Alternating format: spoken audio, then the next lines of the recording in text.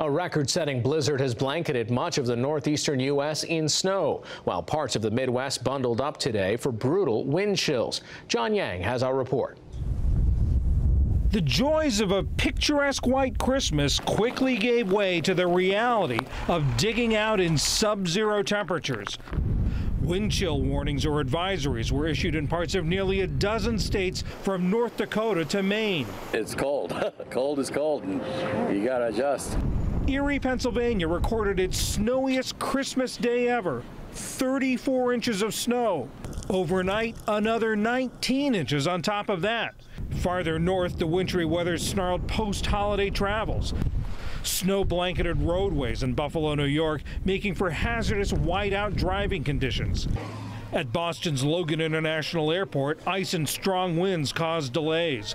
A JetBlue plane made a treacherous landing there overnight, skidding on an icy runway. We were straight, and then all of a sudden it started fishtailing, and and it started getting rough. Passengers were shaken, but no injuries were reported. In Chicago, some braved the freezing temperatures for a little winter fun. We're very happy that it snowed. It is cold, but when you're skating, it's not so bad. Others heading back to work were prepared. I got several layers on, about 3 pairs of socks, boots, gloves, mittens, the works. Hot coffee? Yes, plenty of that. There's no rest for the winter weary. Forecasters say the bitter temperatures across much of the Midwest and Northeast will likely last through the week. For the PBS NewsHour, I'm John Yang. 3 major cities are suing the Department of Defense for failing to report service members who should not be allowed to buy guns. New York City, San Francisco, and Philadelphia filed a federal lawsuit today. The DOD has acknowledged the gunman in last month's Texas church massacre. A former U.S. Air Force member was able to buy several guns after it failed to enter his domestic assault charge into the FBI's background check system.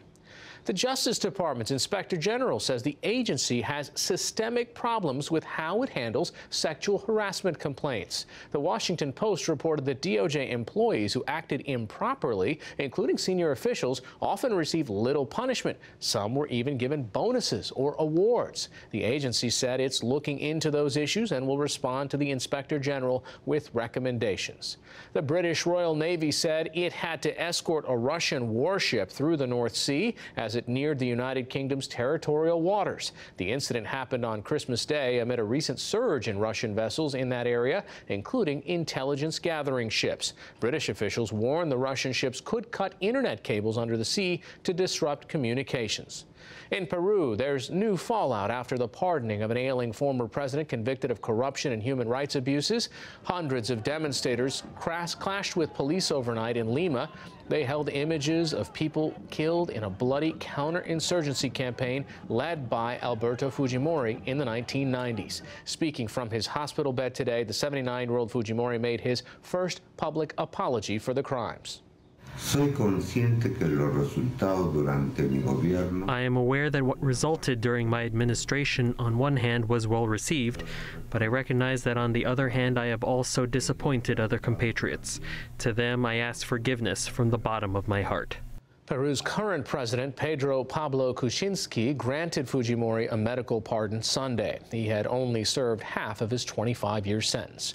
Back in this country, retailers had their best holiday shopping season since 2011. A new report out today from MasterCard said year-end retail sales jumped nearly 5% over last year.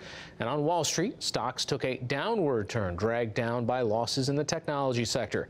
The Dow Jones Industrial Average lost nearly 8 points to close at 24,746. The Nasdaq fell 23 points, and the S&P 500 slipped nearly 3.